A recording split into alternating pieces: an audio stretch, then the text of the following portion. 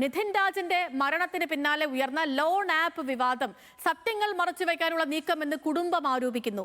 അമ്മയുടെ ചികിത്സയ്ക്കായി നിധിൻ വായ്പയെടുത്ത കാര്യം വീട്ടിൽ അറിഞ്ഞിരുന്നുവെന്നും തിരിച്ചടവ് മുടങ്ങിയിട്ടില്ല എന്നും നിധിന്റെ അച്ഛൻ രാജൻ പറഞ്ഞു. മരണത്തിൽ ദുരൂഹതയുണ്ടെന്ന ആരോപണം ആവർത്തിക്കുകയാണ് ഇപ്പോഴും കുടുംബം. കേസ് അന്വേഷിക്കുന്ന കണ്ണൂരിൽ നിന്നുള്ള പ്രത്യേക സംഘം തിരുവനന്തപുരത്ത് നിധിന്റെ വീട്ടിലെത്തി കുടുംബാംഗങ്ങളുടെ മൊഴിയെടുത്തു. ആരോഗ്യ സർവകലാശാലയും അന്വേഷണം തുടങ്ങിയെന്ന് മന്ത്രി വീണ ജോർജ് അറിയിച്ചു. കുറ്റക്കാർക്കെതിരെ നടപടി ആവശ്യപ്പെട്ട് കണ്ണൂർ അഞ്ചരക്കണ്ടി കോളേജിലേക്ക് വിദ്യാർത്ഥി യുവജന സംഘടനകൾ നടത്തിയ മാർച്ച് സംഘർഷത്തിൽ കലാശിച്ചു. റിപ്പോർട്ടിലേക്ക്.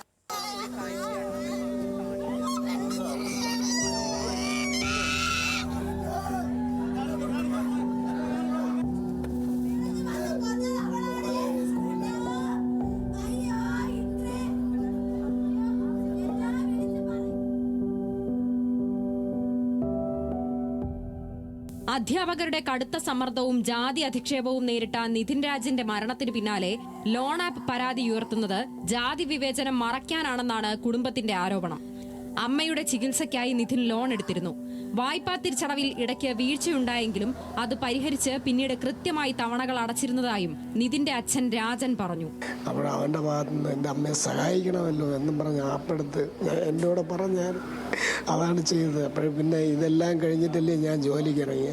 പിന്നീടല്ലേ എനിക്ക് അടയ്ക്കാനുള്ള ഇവന് പൈസ കഴിക്കാൻ പറ്റുള്ളൂ. കാരണം അവൻ ഡോക്ടറായില്ലല്ലോ, ഇവന് പൈസകൾ കിട്ടിത്തുടങ്ങി, എന്നാലേ ഇവന് അടയ്ക്കാൻ പറ്റുള്ളൂ. അപ്പോൾ അച്ഛൻ ഇങ്ങനെ ഞാൻ ചെയ്തിട്ടുണ്ടെന്ന് പറഞ്ഞു. മോൻ ചെയ്തോ എന്ന് പറഞ്ഞു. പരാതി നൽകിയ അധ്യാപിക ഭീഷണി കോളുകൾ വന്ന കാര്യം ഒരിക്കൽ പോലും അറിയിച്ചിട്ടില്ലെന്നും കുടുംബം പറയുന്നു. അങ്ങനെ അവർക്ക് മെസ്സേജ് വന്നെങ്കിൽ ഞങ്ങളെ നമ്പർ ഉണ്ടായിരുന്നല്ലോ, ഒരു പ്രാവശ്യം ഒന്ന് വിളിക്കാതെ ഇങ്ങനെ എന്നെ നിരന്തരം ശല്യപ്പെടുത്തുന്ന ലോൺ ആപ്പിൻ്റെ പേരിൽ എന്നെ ഭീഷണിപ്പെടുത്തുന്നു.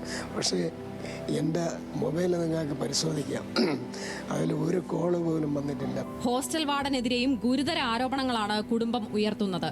ഭ്രാന്തന്മാരെ അടയ്ക്കുന്ന ഒരു സിക്ക് റൂമിൽ എൻ്റെ മോനെ ഇട്ട് അടച്ചു കളഞ്ഞു. ഞാനതിന് കമൽ എന്ന് പറയുന്ന മുൻ സൈനിക ഉദ്യോഗസ്ഥൻ, റിട്ടയർമെൻ്റായി ഇപ്പോൾ വാർഡനാണ്.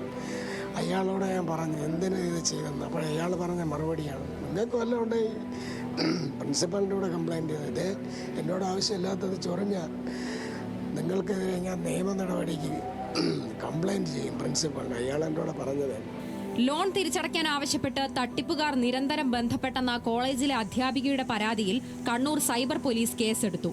കേസ് അന്വേഷിക്കുന്ന കണ്ണൂരിൽ നിന്നുള്ള പോലീസിന്റെ പ്രത്യേക സംഘം തിരുവനന്തപുരം ആര്യനാടുള്ള വീട്ടിലെത്തി നിധിന്റെ കുടുംബത്തിന്റെ മൊഴിയെടുത്തു. ജാതി അധിക്ഷേപം, അധ്യാപകരുടെ ഭാഗത്തു നിന്നുണ്ടായ മാനസിക പീഡനം, ലോൺ ആപ്പ് സംബന്ധിച്ച വിവരങ്ങളും സംഘം വീട്ടുകാരിൽ നിന്ന് ചോദിച്ചറിഞ്ഞു. മരണത്തിൽ ആരോഗ്യ സർവകലാശാലയും അന്വേഷണം ആരംഭിച്ചു.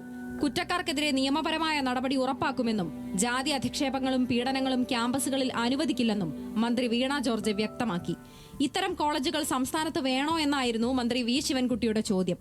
അന്തിച്ചന്തയിലേതുപോലെ സീറ്റുകൾ ലേലം വിളിക്കുകയാണെന്നും മന്ത്രി ഹലോ മലയാളം ലീഡേഴ്സ് മോർണിംഗിൽ കുറ്റപ്പെടുത്തി. അന്തിച്ചന്തയിൽ സാധനങ്ങൾ ലേലം വിളിക്കുന്ന പോലെ സീറ്റിന് ലേലം വിളിച്ച് പിന്നെ കുട്ടികളെ ചേർക്കുക, എന്നിട്ട് എന്തെങ്കിലും ഭീഷണിപ്പെടുത്തി ഒരു കുട്ടിയെ പറഞ്ഞു വിടുക, എന്നിട്ട് ആ സീറ്റിൽ പിന്നെ ആളിനെ ചേർക്കുക.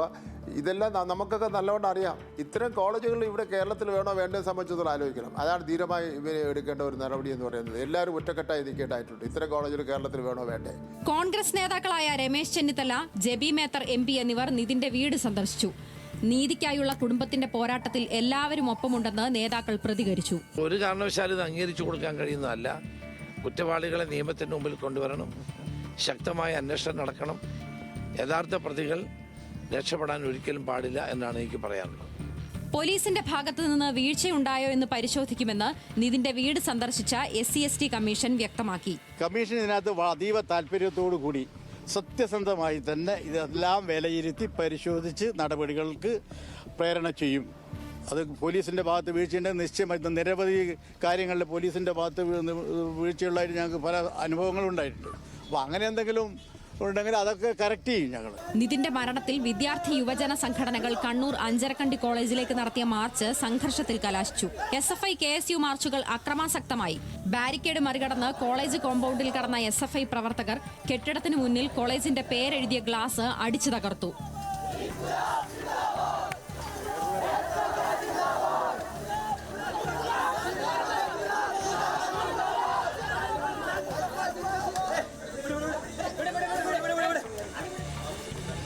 DYFI, BJP, യുവമോർച്ച, ജനാധിപത്യ മഹിളാ അസോസിയേഷൻ, ഫ്രറ്റേണിറ്റി അടക്കമുള്ള സംഘടനകളും കോളേജിലേക്ക് മാർച്ച് നടത്തി.